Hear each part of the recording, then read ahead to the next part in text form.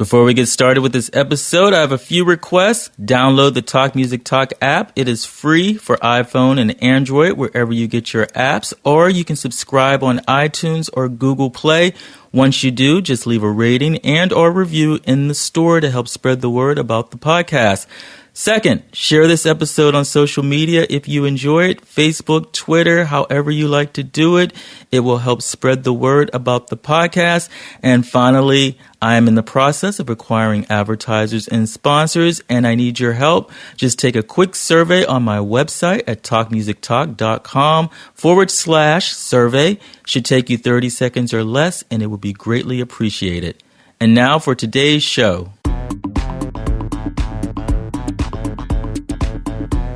Hello there. Welcome to another episode of Talk Music Talk with Boice. I am Boice. I am your podcasting host, your podcaster friend. You are listening to episode 114 of Talk Music Talk.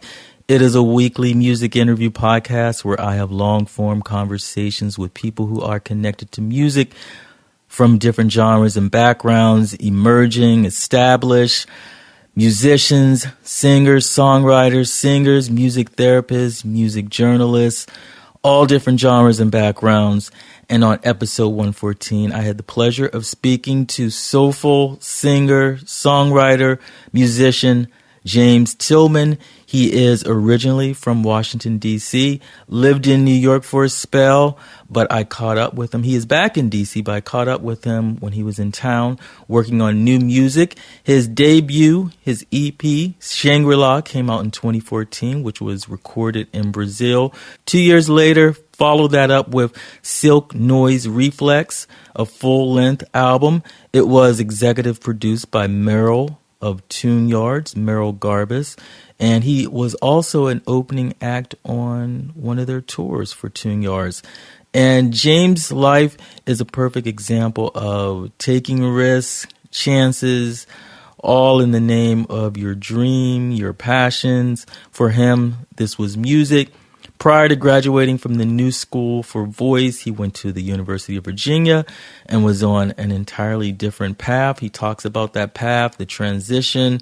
He also talks about what it means to others when you go against what they think is best for you. You know, like when people come to you and say, you know, God put it on my heart to tell you this.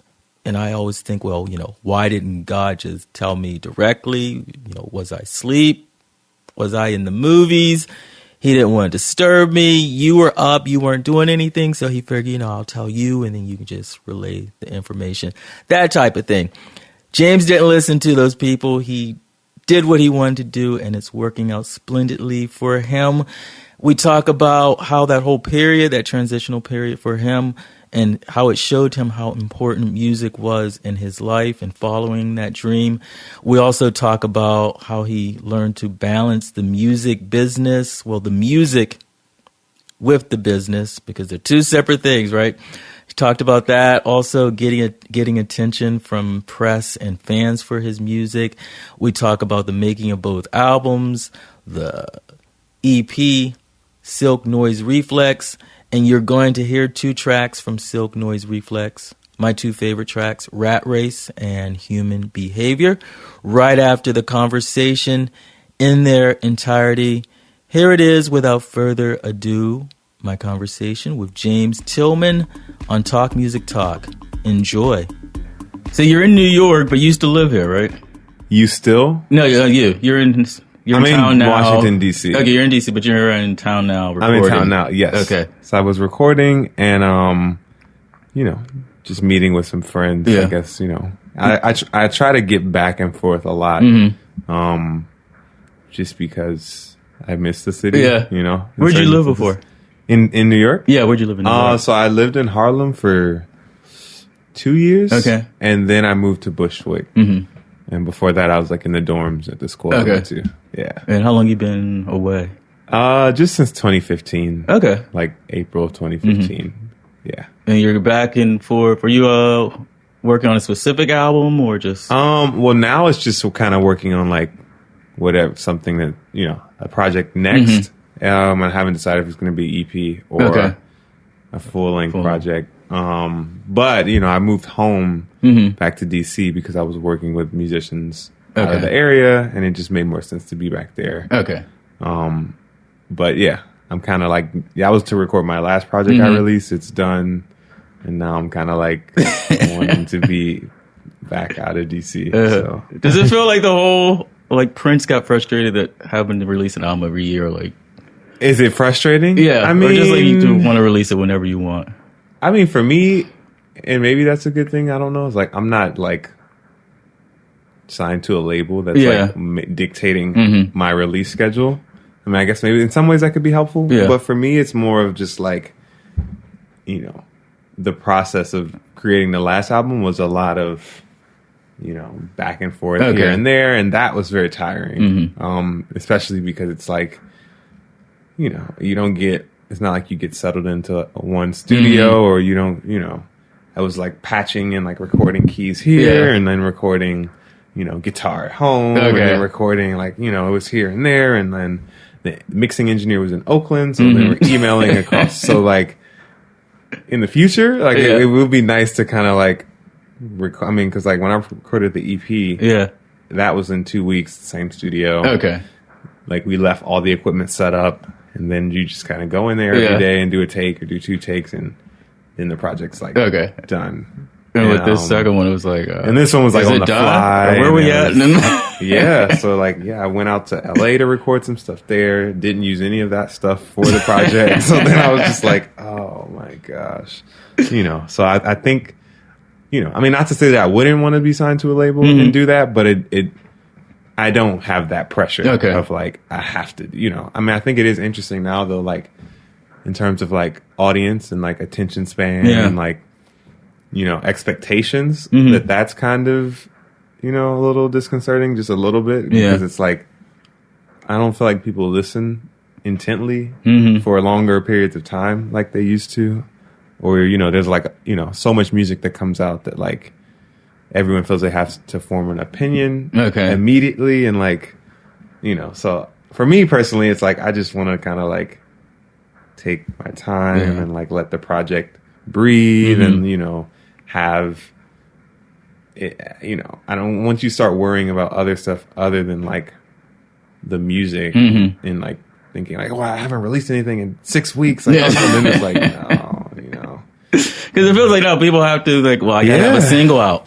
Yeah. I gotta have a single out. I gotta have a video. I gotta have X, Y, and Z. And like all those things are great and help, but like, all those things also take time and like, it's not like I don't know. It's just more, it's very involved, and it's a lot of stuff to like make and then have it, looked at for 2 days. Yeah. And then everyone's like, well, when is the next thing? And you're like, well, that was a lot, that was very, taxing. And I worked on it forever. So, put a lot into it and now it's not even concerned. Yeah.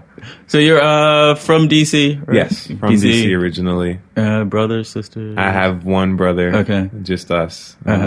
He's older. Was music like a part of I mean, life for you? It's like, for me, yes. Yeah. For me, I played in bands since I was in elementary school, played clarinet, sang in choir in church. Yeah. But in terms of my family, no one else in my immediate family is like musical. My uncle used to play saxophone. Yeah. He was like apparently in a band when he was a teenager. Okay. But clarinet was the first instrument? Clarinet was the first instrument. Yeah. So same here. I played that. Hair? Yeah. From what was that? Fourth grade into high school. High school. What made you want to play clarinet? I don't know. I mean, I really wanted to play bassoon, but like the school didn't have a bassoon, and like the one that they did have was like in disrepair. Okay. So I tried to play it, and they were like, "No, let's just like go back to the clarinet." And I think the main thing was just it was cheaper. Like my mom had to rent the instrument, and like all of the things that went in line with it were very much more cost affordable. Okay. So yeah, I mean. Yeah, it wasn't any. I didn't like say I want to play the clarinet. Yeah. It was more just like you want to be in band. Like here's the instrument. There you go. Yeah. Okay. So, what were you? Were you a big music listener? You loved music. Yeah. At that point. And that's why. I mean, I think yes. I mean, we used to always have music in the house, and like Saturdays, family, get up, clean. Mom puts on like Earth, Wind and Fire or something. But I guess it wasn't until, I always listened to music and would get CDs and stuff for Christmas, but I guess it wasn't until maybe high school more where like I got my first iPod and like that was really big, and like putting stuff on it and like, you know, finding different little things. And then I, you know, as I got more into classical music, I would like really try to look for stuff, because that was like the one thing that like wasn't playing at home. Or that I was like, where do you find? Did you like the classical from learning clarinet? Yeah, the love from that. Okay. I mean, pretty much that. I think my band teacher was really influential, just in terms of like explaining to us that like there's so much, you know, there's a vast array of classical music in addition to, you know, popular music and other things that you hear on the normal, you know. So I mean, and then in the DC area, there's like a lot of art or like classical concerts and different things going on. So then I would start going to those and realizing that like those were always around, and stuff like that. Yeah. Was there like who are your classical favorites? Classical favorites? I mean, composers. Composers. Gustav Holst. His stuff is really great. Ravel, a lot. Like I love pretty much all of his compositions. Stravinsky. Yeah. I mean, I don't know. I'm like, you know, and I'm trying to think of more recent people. I mean, Philip Glass. Like, I like his stuff, if that's considered classical enough. Were you going to go a career in classical? Were you thinking about that? I mean, I don't know. It was kind of interesting. Like, I wanted to continue playing clarinet, but like when I graduated high school, you know, we were renting the clarinet and like they took it back. Okay. So then I was like, it's like, but for all this time you can't keep it. Years. And I was like, dang, I was like, we didn't pay that off. Like, I don't own that. Well, they got to refurbish it or whatever. I don't know what happened, but yeah. So then I was like, you know, oh well, I'm not playing. Yeah. You know.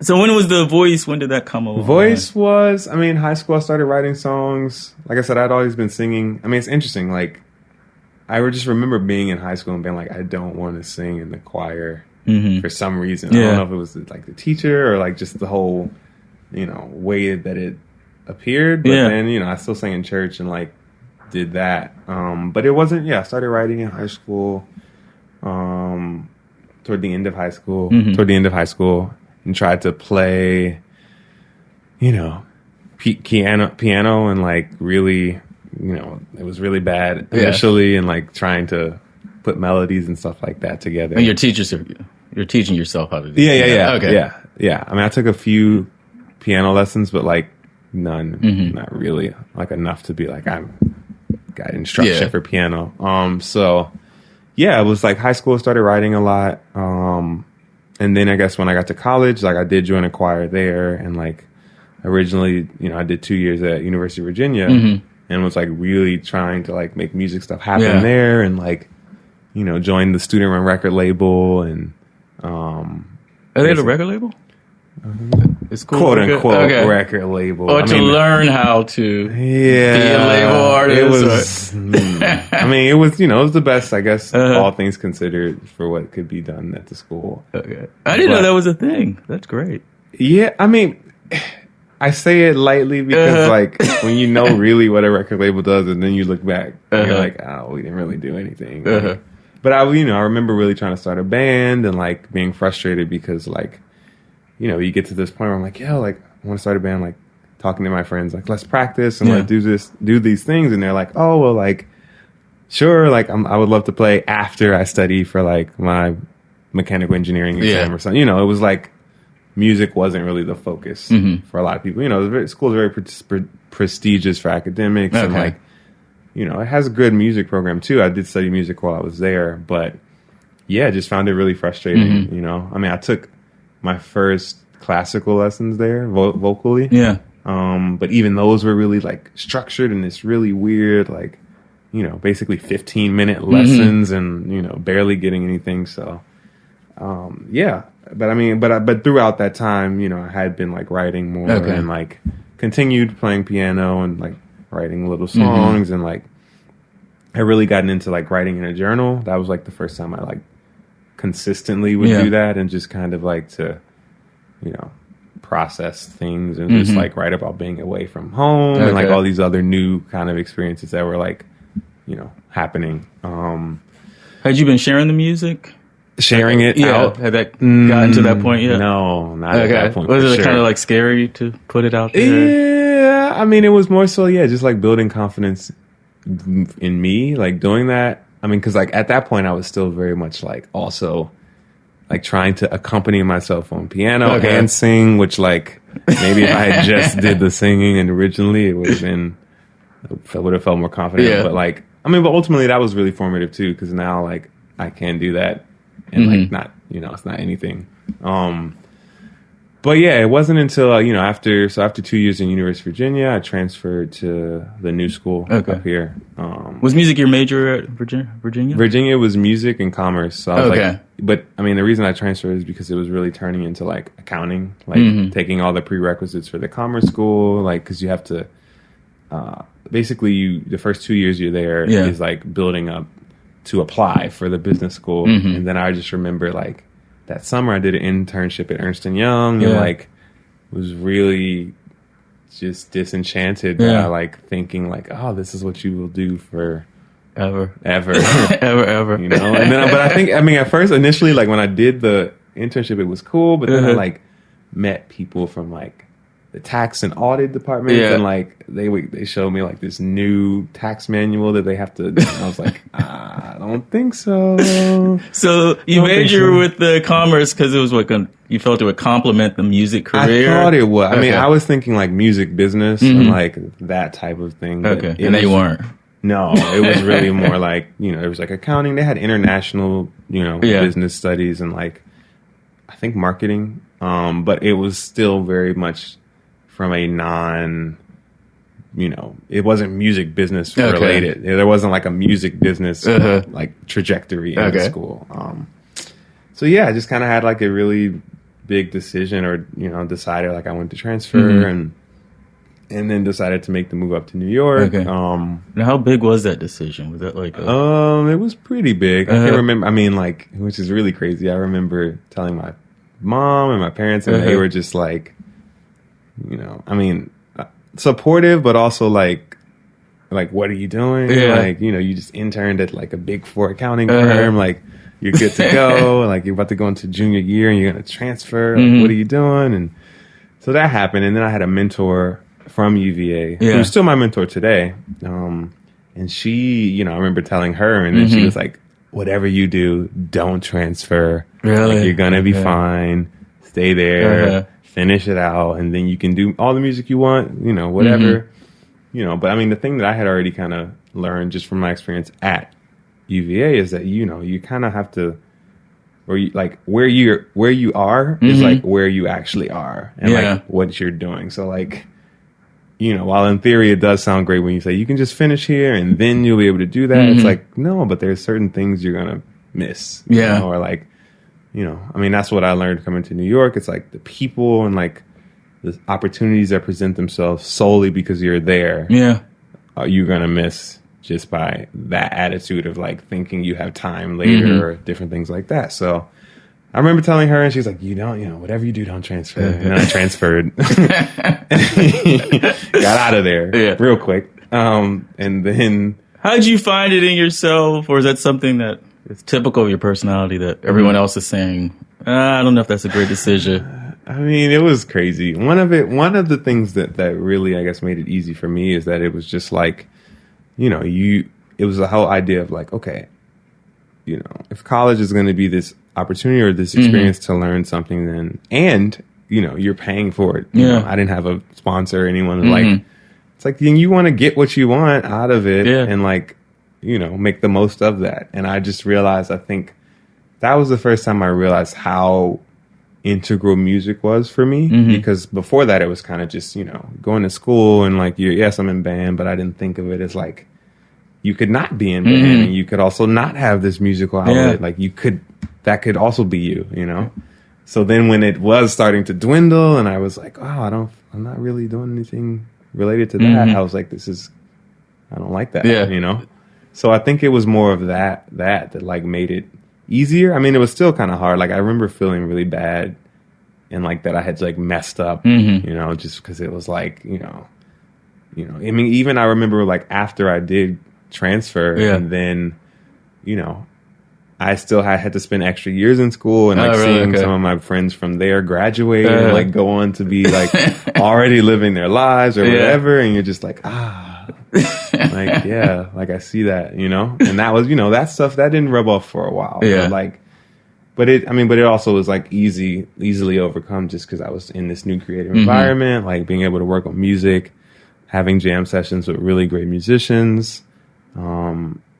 Did it feel like a good fit, like, once you arrived on campus? It did. I mean, it was interesting because, like, the thing that was really... I mean, obviously going from, like, really super traditional classic university to, like, new school, which is, like, a little more loose in terms of, like, certain things where, like, you know, I'm thinking, like, oh, wow, that, like, why don't I know, like, certain information already? Whereas, like, at UVA, you get everything, you know, a month before the semester starts. Everything's locked in. And, but, you know, so that was kind of interesting, you know, to go from those two different extremes. And you majored in voice, right? I majored in voice, and then also continued to take liberal arts classes through Eugene Lane College. Yeah. And voice, what are you learning about your voice? How to use your voice? Like, what are they teaching you? Like, what did you know? Like I said, when you graduated, like I didn't know my voice could do that, or I didn't know that about voice. Yeah, I mean, I think the biggest thing from the program for me personally was like my private teacher that I studied with, this guy Kamal Scott, who he passed away unfortunately, but he was just really influential in just, you know, because what was happening at the school, which is, you know, I guess it's a jazz program and they want to like teach you like the style of jazz and like, you know, but it's still referencing a very particular time period in jazz, you know, what that's considered to be. But he was really big on like, you know, one, like the school, like, you know, you auditioned and you got in here, but also like the school didn't give you your voice. So like you already had whatever you're going to have, you know, and it's just about bringing that out versus like other, you know, teaching situations at the school where it would be more like trying to mold you into this style. And I just think, you know, my teacher, because then he made it really clear, you know, like your voice isn't, you know, it's not going to sound like anyone else's voice.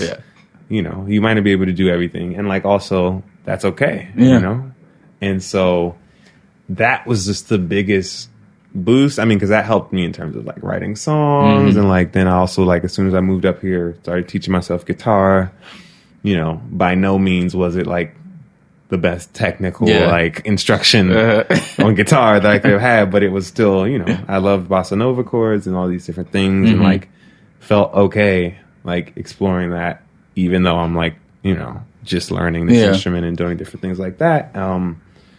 You know, so I think the thing that it instilled a lot in me was just like that, you know, I think oftentimes when you see music in this very academic environment, you forget that like that is very much like a recent type of experience in terms of how people learn music, and like that also that like, you know, there's also, it's different than like the connection a child may have if you just give them like a drum or something and, you know, and you relate to that how you do, and then you do what you produce, you know, create or express yourself, you know, versus a school where things, you know, for the sake of learning are structured in a very specific way that like, you know, is, you know, not necessarily the only way to learn an instrument, you know. So I think that was really like big, again, like just the teacher being like, yeah, you know, like, you're at the school, but like, do your own thing. Yeah, learn you. Yeah, so because that specific period of jazz would be more like the songbook, the Great American Songbook, you know, bebop, low post bop, but like, you know, basically nothing. You know, very focused on that period. Not to say nothing else, but like, you know, it is, you know, geared toward that, like what's considered golden period of jazz and like all the music that came and like those, you know. Things. Were you familiar with that type of jazz? Music? Yeah, that type. I mean, I had listened to a lot of jazz. I remember, like I said, once I got my iPod. Like, you know, obviously starting with like bigger artists like Miles Davis and, you know, and then getting into singers a lot. I really got into like Sarah Vaughan, I remember, before I went there, and Ella Fitzgerald, and I mean, even Billie Holiday. Sarah Vaughan is amazing. And I think underrated compared to how we talk about Billie Holiday and Ella Fitzgerald. Yeah, it's crazy. To me, Sarah, I mean, that's what's so beautiful about that period or those singers is that they all, I mean, you know, or even thinking of that time, like all of them were very distinctly their own person, you know, persona and sound and like, you know, emotional feel. It was like, you know, yes, you can. I mean, I think probably there was some comparison between them, you know, around the time. But like looking at it, I'm just like, they're all very unique and like these very singular, you know, powerhouses, and they do, you know. But yeah, Sarah Vaughan, just amazing. Yeah, like utterly amazing. And I just remember, when I first started studying with my teacher, he was like, "Have you heard her sing? What was it? Have you met Miss Jones?" Or, and I was like, no. And I go to that, and it's just blew my mind like that. And then her rendition of Invitation, and like then like the Lonely Hours recording that she has. It's like everything is just amazing. There's some song, and I can't remember what song, but the lyric about even if I sing off key, and she sings the key flat. They can't take that away from me. Yeah, and then she sings it flat. Yeah, like, just amazing. Like you know? I mean, there's an intelligence there. Exactly. She's not just singing a song and it means nothing. Exactly. I mean, that's what like, you know, I mean, that's those are things that, you know, inspire me or like make me love singing. You know, it's just that like, people or a person bringing themselves very closely into something, you know, where it's like, you know, only she could have did it that way, like, and playfully and like, it's very playful. Yeah, and if anyone else do it, I mean, you're copying her. You're copying, you know. I mean, you know, that's interesting because it's like, I mean, that was like, I remember one thing, just thinking it back in school, like even, you know, we would listen to like Ella Fitzgerald scatting. And to me, it's like, you know, crazy. It's just like, goodness gracious. But then I also know like they would make us then scat. And I was like, I can't scat like that. Come on. Like, you also don't really want to, if it's not coming naturally, you don't want to hear me scatting to you, you know? So there were scat classes? It wasn't a class on scatting per se, but there were moments where they would want you to like scat, and you're like, but nah, like that's, you know, the language, the feel is like, you know, I wasn't around in that time. Yeah.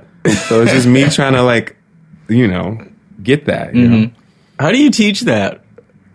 Great question. You know, I don't know. Exactly. Because if you could teach it, then it would, you know, it would be crazy. I don't know. I mean, again, but these are like, because, you know, if you listen to like Sarah Vaughan scat, you know, Ella Fitzgerald scat, Carmen McRae, like anyone scat, they all do it differently. But then when we're learning, they're like telling us to hit these inflections or do things, and you're like, but no, I don't know. Like, that, you know, it's not natural, you know, it should, or it has to be natural, you know. I mean, there are people that do scat now that I do enjoy, but like, I just knew like me, that was not your path. Yeah. You know, I mean, also like, I really loved more just like listening to like torch, you know, male singers and how they sing. And it was like, but it's just like, I would rather spend my time like finding those little notes in my voice of like, how do you get that so pure and like so, you know, serene and so in control. You know, you listen to like Mel Torme and you're like, oh, that's another great one. Nat King Cole is my favorite. You know, or even who was I just listening to? Sammy Davis, like amazing voices, like just, you know, and focusing on like bringing, you know, finding that within me, or you know, a singer or a person finding that is like bigger than like me trying to learn this like way of scatting, you know. So no. So you graduate the new school. I graduated the new school. But by this point, are you out performing your music yet? Yeah. So I mean, I actually like, before I graduated, I went down to Brazil and recorded my first EP, Shangri-La EP. Yeah.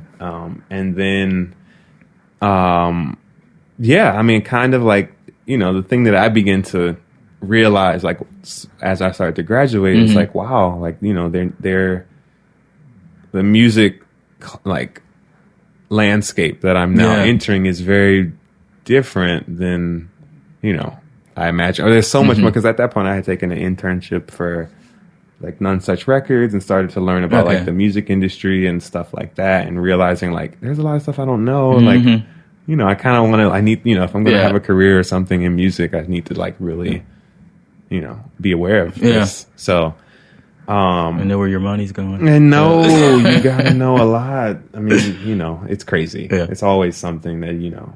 I'm reading Joel's book. Yeah. And I'm not like a huge Joel fan or anything, but you know, she sold like 17 million, and like her mother had ran through her money because, I mean, there's a whole psychological there, but Joel was like, I'm an artist. And I'm just going to focus on my art while her mother her mom just goes ham on her. Yes. So she like finds out like years later that I'm completely broke. And then she went broke like 3-4 times and her mother never told her. Oh my goodness.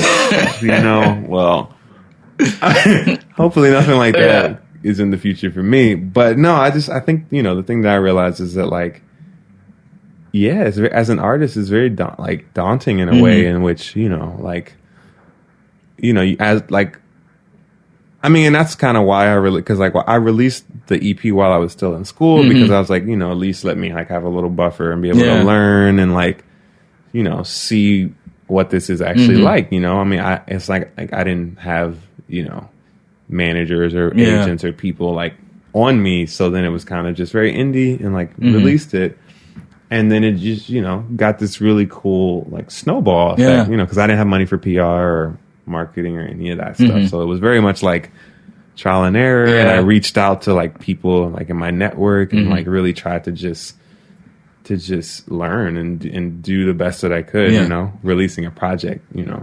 I mean, obviously there's some stuff now that I'm like, focus more, you know. I mean, after that, I just realized how much goes into a project and getting it out, and like everything from like the art, the design, to the marketing, to the, you know, everything like that you want to like, to then the one sheet that you're going to send out and all your press releases and all these things that are very important that like I kind of was like, I'm not doing that, you know, or I don't know what that is. So, but like I was very fortunate, like I said, to, you know, got a nice write-up and OK player and like some really good publicity for the project without like PR and stuff like that, which was very, you know, very fortunate for that.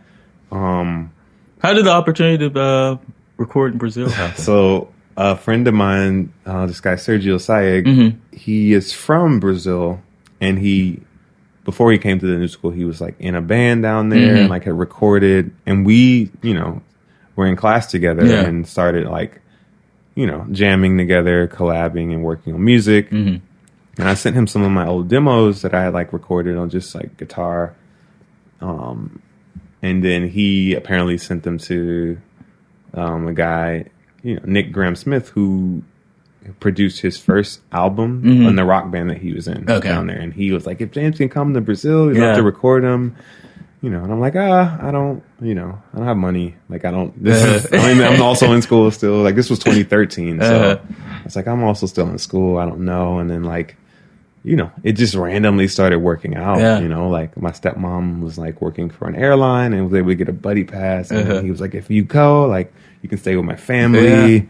And then it just kind of snowballed into this, you know, and then, like, I was working for a painter at the time, and she was really excited and like, go do it, like, you know, do that. So like, then I had the time to do it and still not like lose my job when I come back.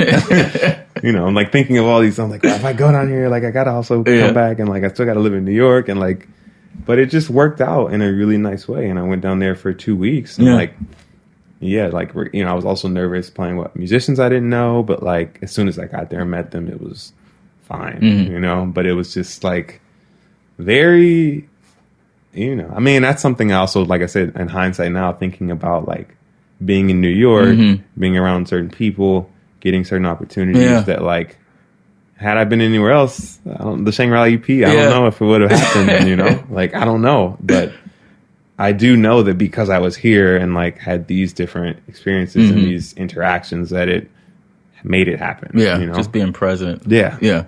And to get all secret and law of attraction, right? Yeah. But it really is like if you say, okay, I'm going to do this as opposed to, oh, well, that can't be. There's no way I'm going to be able to get Brazil the picture. Right. Like even you just which is interesting because I definitely had that. I mean, deep down I was like, oh, I would love to go to Brazil, of course. But then I also had the feeling of like, yeah, but it's not gonna happen. I don't know. I've never. What is it like the tipping point? So you had enough tipping point to make it happen. I think it was just kind of. It's funny because I started to like talk to people about it as this like, somebody asked me to come record in Brazil. Isn't that funny? And they're like, you should do that. Like, you should really make that happen. And I'm like, okay, yeah. And then I remember like. I was like, but the biggest thing is like, I can't afford a flight down there. So then I just like, again, telling my family, and then my stepmom's like, wait a minute, we just started flying to Sao Paulo. I was like, okay. It was one of those things where then I did have this very like, this is like something bigger happening. Yeah, when one thing happens and then it's like another, I'm like, okay. Like the chain reaction was too locked in for me to be like, this is not like to not recognize that any longer, and then like that like to date like that's still very high and like one of the best musical experiences I've ever had.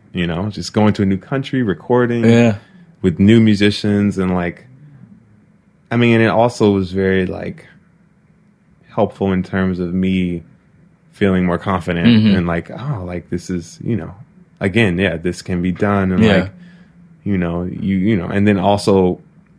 Like having other people recognize like the effort I was putting into like writing these songs and really trying to make really great music and focus on that to then have this other thing happen.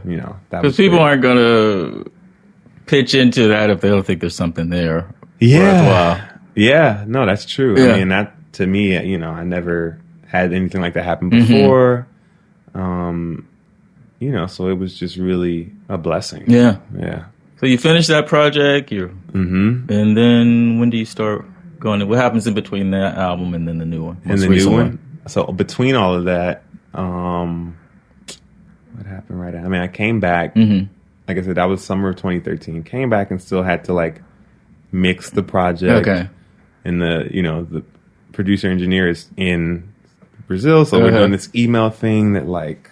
Just gets crazy, I feel like if I had took an extra week to be down there, could have probably helped, But so that happens, and then like I said, I get ready to graduate, and I just like I said, think about releasing the project and like what I want to do with it. Then as it was starting to really come together, then I was like, I really should think about releasing this and like how am I gonna? But what is that? And again, like I said, I was interning at a label and seeing how that works. And then, also wondering like, how do you even go about then, pitching your music to labels and what does that look like? So I tried to do that. But then also realizing, then I started to realize what management is and like all these other kind of like legs that assist a music career, but I also knew like, I also felt like it's not like I knew certain people that did those things, but also didn't feel like I had that access to those. So that's why I was like, let me just release it. So I released the project. Like I said, it gets written up in OK Player. Charles Peterson's crew found out about it, so that helped a lot. Then you're getting this really like interesting mix of I'm getting emails from like Japan and like London and like South Africa and Australia and like all these things, and I'm like, and then it was interesting because I remember I got hit up for a lot of like people that wanted to book me. They're like, yo, who's your booking agent? Like, we want to book you, and I'm like, I don't have any of these things. Like, what am I doing? Like, oh my gosh, like, So I remember that turned into a whole nother situation, But the only thing that I realized I could do, I was like, okay, James, you just need to graduate and like. Focus on what you can do. So, like I said, I was working for this painter, continue working for the painter, started setting up more shows around the city, obviously. And then just, was really bugged out that I couldn't go on tour, like I didn't have, management or like a booking agent and like I literally felt like there was this like, cutoff for this type of like I'm prohibited. You know, I can't get any closer to that. So that was interesting. But then randomly, I mean, that summer, so I put the project out April 2014. Then like that summer, I got contacted by a booking agent. Okay. That then helped me to go. Like I ended up going on tour with 2 groups, Tune Yards and this group Wild Child, which is cool. You know, that was amazing. So like, but you know, I just think it was, you know, again, like another learning lesson in terms of like, there are certain things that like, even though I'm pursuing a music career that like are also not necessarily 100% in my control. Okay. You know, like they contacted me and I had been contacting, you know, other people and getting no responses and like different things like that, to where I realized like if, you know, I mean, and ultimately it's in your favor as an artist. Like if a person really wants to work with you, then they will really work, you know, for you to get you these opportunities, versus, you know, you can pull someone's arm to do something, but then they might not really want to do it. And you get, you know, you get that kind of, vibe sometimes too. So again, I went on tour, learned a lot from going on tour those 2 times. And when do you start thinking about working on the next album? So it's interesting. I had been, so like during that period, Silk Noise Reήθex. Yeah. No. So during that period, I had also written, you know, been writing new songs and doing a lot of stuff like that after the project had come out, and thinking about like arrangements and like, you know, what I wanted the next project to sound like.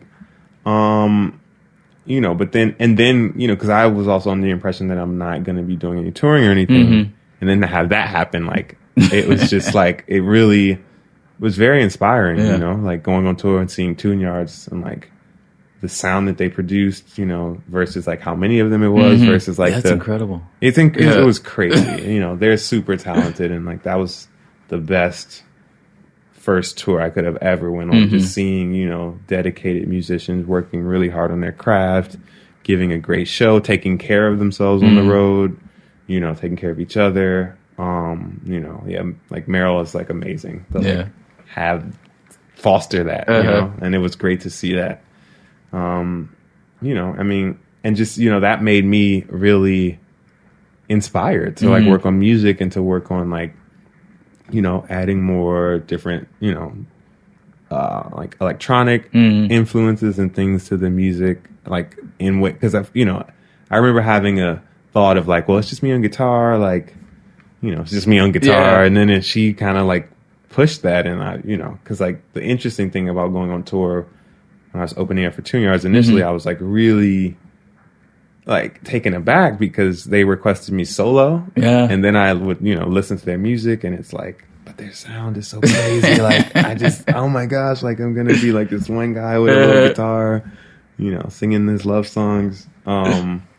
But then, you know, talking to Merrill, she was like, no, like that's a great balance. And like, and she was like, and you have, you know, you've got it. Like you can do this, you know? So like taking that spirit and kind of like pushing forward to make, you know, more exciting music and like, you know, and wanting to like, push myself and like try to do things that I haven't done before and like, and make, you know, new music, or like to build upon something, you know, like be in conversation with projects or like albums that I like, or different things that like, you know, that could be interesting. Is like me, you know, a guy for, you know, black kid from DC, you know, loving Stereolab, and then like, well, what if I make a project that like in one song I like, you know, confront that or do different things of that nature, where it's like, you know, the last, like, I feel like the Shangri-La EP was very traditional and like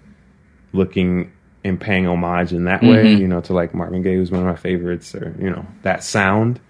But not necessarily in the same way as like with Silk Noise, where I was like, but you can like do something new and like, and take those influences and like, you know, make them like you, just you straight up. So that was like a big thing. So I guess, trying to think. And how long was that process? Making a new project? I mean, it was just crazy because so I got back off of tour, and like, I got back off of the first tour with Tune Yards, and then went out on another tour at the end of that year. So that carried over into 2015. Okay. But like before that second tour, my job with my painter had ended, and like was in this very transitional period of like, well, what do I want to do next? Like, Yeah. And then, started like working with people and friends from DC and realized it could be good to just go, again, like being where you are with the people and like trying to, make that as available and accessible as possible. So moved back home, which is really interesting. I mean, it's also just crazy to go back to where you're from, but it's also different because of like gentrification and different things happening to the city. And you're just like, wow, like this is new to me, And that was really, I mean, and also just, so leaving room for those type of things. And I really also wanted to like, try, expanding and like, working with other people and doing different things. So like I got, connected to, like I said, an engineer and producer out in LA and tried to go out there and work with them for the new project and all these little kind of like start and stop, like here and there, it was a very like interesting time, so I remember also feeling very like, just like frustrated a lot, being like, oh, I can't get this stuff done. I mean, also then like after I went on that last tour, like my relationship with the agent that I had deteriorated. So then it was like, well, I feel like I'm back at square one, like no touring, no management, but still getting emails from like people like, when are you coming here? And, like, it was just a very, like, I was like, oh my gosh. This like, I gotta do a couch tour. This is crazy, but I did start doing like little, I did So Far Sound shows. Okay, and, like, little things, but really focused on like finishing that project because it got to a point where I was just like, I don't know if I'm going to do it, especially after coming back from LA and feeling like, like I didn't get, I didn't really accomplish what I wanted to. But then again, talking to Merrill, like she was very grounding. It was like, you're going to be fine. Like finish the project. Like you can do this. Did she work? She executive produced or worked? Yeah, so she linked me with the engineers that did the mixing and mastering and just general like, keeping me sane like, through the process. So it was really helpful to hear someone, say like, this is, you're not the first person to go through these things or to have trouble and like getting a project, to completion and, and just, and she was like, yeah, and like the landscape of music is crazy, it's like you'll be fine, So that was really big. And like that's, still sticks with me every day pretty much. Yeah.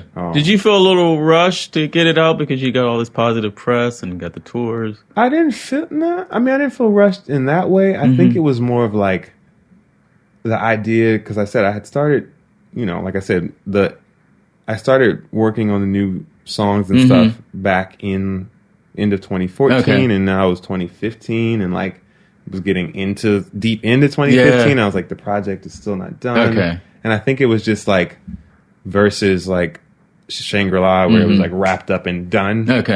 And just thinking of that idea of like completion for me personally. And I was like, I want to really complete this and get it done, but then also like trying to push forward and do things new and like, working with new people and like, it was just a very like, because again, it's like, I don't know, I always try to like push myself into places or things that I haven't done before, and like, and so then I felt like, oh, maybe you pushed too far, like maybe you like, what are you doing? Like it was just a lot of like these, and then again, like, just seeing, like I said, learning more about the industry and like, again, like that whole, like, because as I was doing this, I was also reaching out again to management and labels and different things and like, feeling very like dejected, just like, oh man, like I can't get, like I'm not, I'm not getting anywhere. It felt, but it was still little things where like, I began to get contacted by like people in Japan still, like they were really big and like into the music. I was like, we want to know what you're doing next, like what's going on, and and all of these little things. I was like, well, okay, I should finish the project. Like also, like since people are asking, I mean, it's just that. But I think, the thing that was really also that made that period a little difficult as well is because it was like, you know, it's also like real life things. It's like I also like just graduated college. Like I'm trying to get that together and like, you know, find foundation and then the actual world. And then like I do remember getting email, like, because the other thing that was crazy is like I would get these emails. It's like, when is Shangri-La coming out on vinyl? Like, you know, why isn't it out on vinyl? And it's just like, you know, you can't tell people like, yo, well, I'm like really indie and like, I don't, you know, the money to press a vinyl or to like get a decent, you know, vinyl press situation is not as easy as, that's you know, like a month's situation like getting vinyl together. But I just remember this one email, like I was like, James, like I know you're probably busy and but like release it on vinyl, like what's, and I was just like, oh my gosh, like if you only knew, you know. And then also this was like around this, you know, that summer, I think that was 2015, you know, when it was like a lot of like police brutality and all these things rising up in America. You know, I was also like I said, getting emails from other countries like, and I was like, there's so much going on. Like, and that's the other thing, you know, like me, like being a young African American man and like, you know, looking at myself in that way and like seeing again, you know, how to like make sense of these things while still making music, while all of these things were like circulating in a very like, you know, at the time it was crazy, but like looking back, it like definitely was very formative and like, you know, I'm fine. Like I feel really, you know, thankful for having those kind of like occurrences where you're like, what's going on? You have to think and like change and get stuff together. And did you feel like you need to put that into your music? What was going on?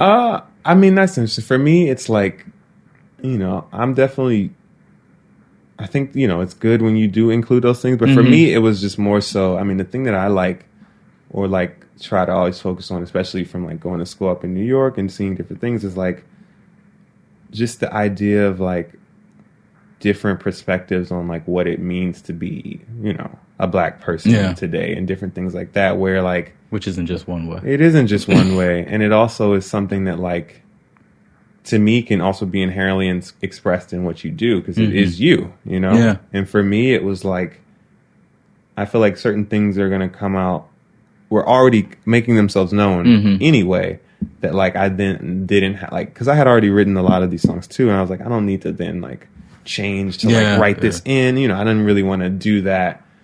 I think more so now in certain music afterwards, like definitely I noticed a tone change, but like, you know, I always try to, that's just like the way that I process things. It's like, I'm me, and like, that's in there, you know, that's actually going to come out. And, you know, I'm not like, you know, it's just like there needs to, I think, you know, the thing that I really like to see is more alternative perspectives of, you know, what it means to be anyone or anything, you know. I think we forget that, like, you know, through media and all of these different, you know, information points that like are telling you, you know, how to be, or showing you excessive pictures of like a person or a group of people in one perspective or one light, is like, you know, not always necessarily the truth. You know, and very often, you know, it's like, but if that's your primary viewer image of it, that's your primary viewer image, then that's what you take away. And I think, you know, that's what was also exciting as like being an indie artist that has this chance to, you know, I'm thankful to even have a chance to release music and just present, you know, me, you know, or present a perspective that like is, you know, what someone could see in the world. Like, you know, I mean, that was really big to me, for me.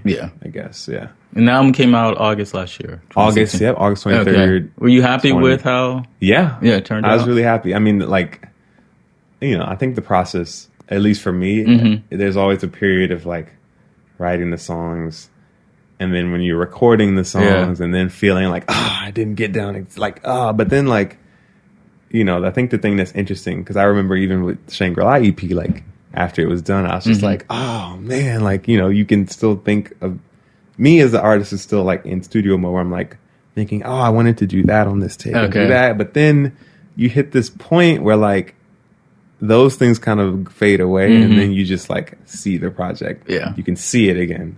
And so like that happened with this project too. And like, you know, I just remember, you know, because like the project ended up, I just recently, the beginning of this year, was able to release the CD, like a CD version, special edition in Japan, and like holding that and like seeing it, and then like, you know, actually like having this distance away from the project, you know, made me very proud. Just knowing, you know, what it took to complete it. Also, just like I said, the level of care and attention and like concern that I really invested in the project and like the people that worked on it. You know, I'm just very thankful and very like, you know, also like always think about just, you know, the world today. It's you know, all the stuff going on, and being like very thankful that like I do have the chance to create music and to share that, you know, because that's not, you know, that's a privilege ultimately, you know. I mean, and it's something I don't take lightly, and definitely, you know, after finishing that project,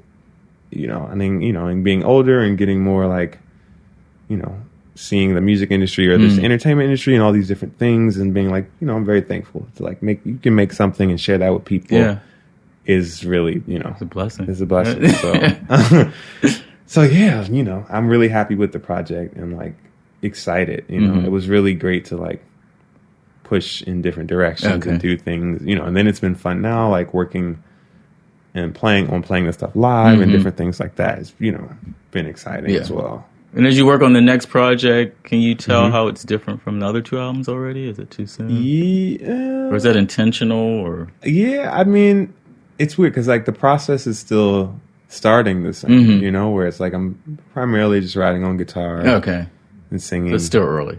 Yeah. I mean, but there, you know, but I do, like I said, you know, have made certain different connections and meeting people and like, you know, influencing also, you know, that like the thing that I'm really big on now is just the sound, like sonically what the project does. So like, I think with each album or like with these last two projects now, I definitely think more about that. And like, and also like, you know, playing in that arena of like, you know, listening to albums that I really enjoy that do these very, you know, different things. But yeah, I guess it's still early, honestly. Were there specific albums you're like listening to now that's kind of influencing? I don't know. I listen to everything now. I mean, like Radiohead, obviously, Travis Scott, like hip hop artist. I love his stuff. I mean, I've also been getting really more into like nerding with like producers, like looking at who produced this and like, you know, and then like everything that like Malay did, who worked with Frank Ocean, and like how then finding out he also worked with Tune Yards, and like looking at these different things when you think about the sound of a project. You know, but yeah, listening to that, listening to Caetano Veloso, I still listen to him. Who else? Nancy Sinatra. I mean, I've really also been teetering with the, you know, the very like, you know, like cinematic expression of just like guitar and voice, and like listening to a lot of soundtracks, like Piero Umiliani, like his old Italian spaghetti western stuff, and how like expansive that sounds, and like, so yeah, I don't know. I mean, it's definitely a lot of different sounds coming in, but I also still have in mind like a very solid like what I want to do, you know. And new feature, you're the second person I'm doing this with. Like an album or artist that you imagine you can't live without, and why? Album and or artist that I can't live without. Ooh. That's big. I mean, for me, one, Marvin Gaye, just because of what he means, you know, to me as an artist. And like, I just, you know, when I first started singing or really started writing songs, you know, one of the biggest influences was like learning that Marvin Gaye was from Washington, D.C. and like being like, oh my gosh, like, you know, I can do that. Like, I love, you know, like that was a very big, like, you know, and then also again, nerding out and like understanding that he was really inspired by Nat King Cole, and like then seeing that connection.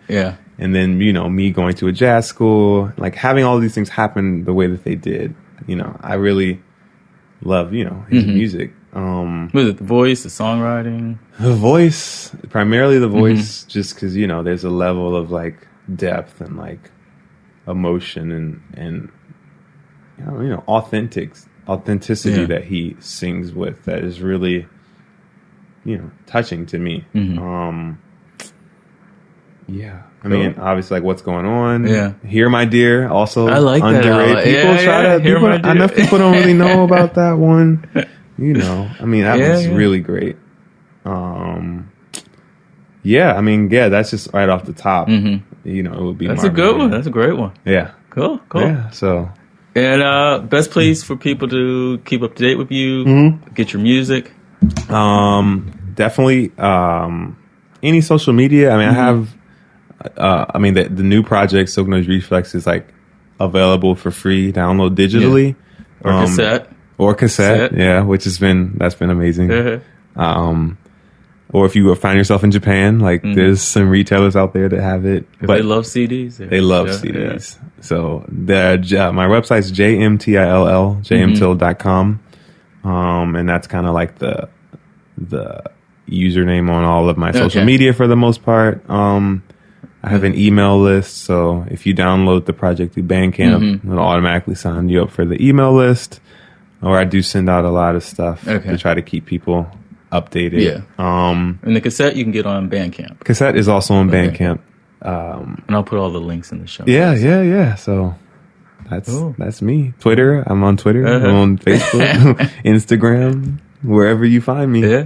Excellent, James. This was great. Yeah. Thanks for doing it. Thank you, boys. Very good to be here. Sure.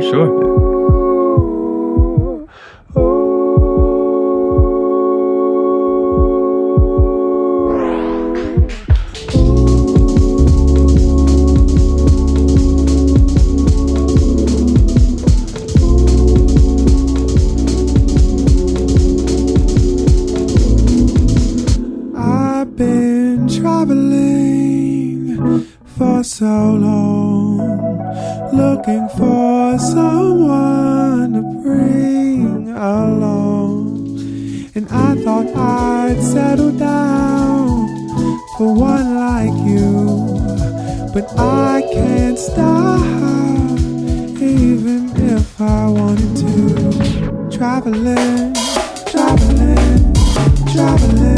oh Lord, traveling, oh Lord. Turn back, no, that's out of the question now. 'Cause I've always made it through some way, somehow. Now's the time to focus and move forward. But I still think always of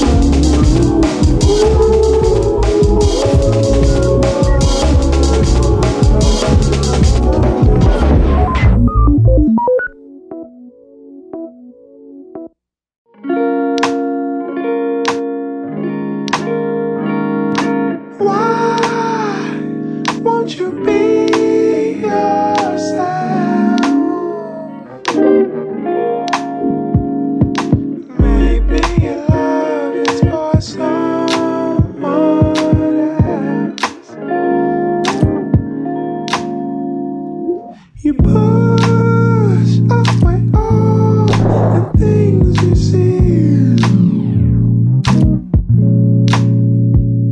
So maybe it's best that we just don't speak anymore.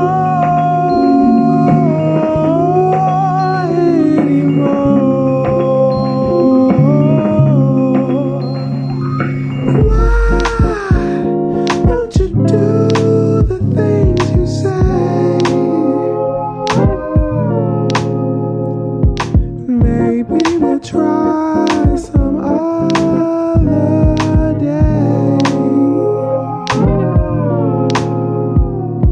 You push away all the things you see. So maybe it's best that we just don't speak anymore.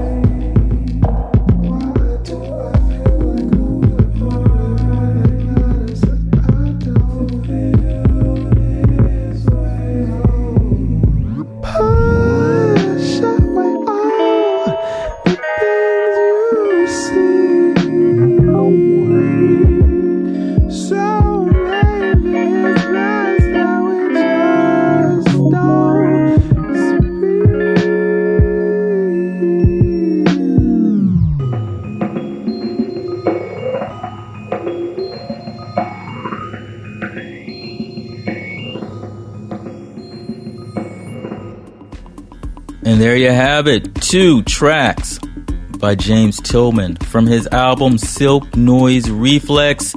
You just heard Human Behavior, and before that, Rat Race.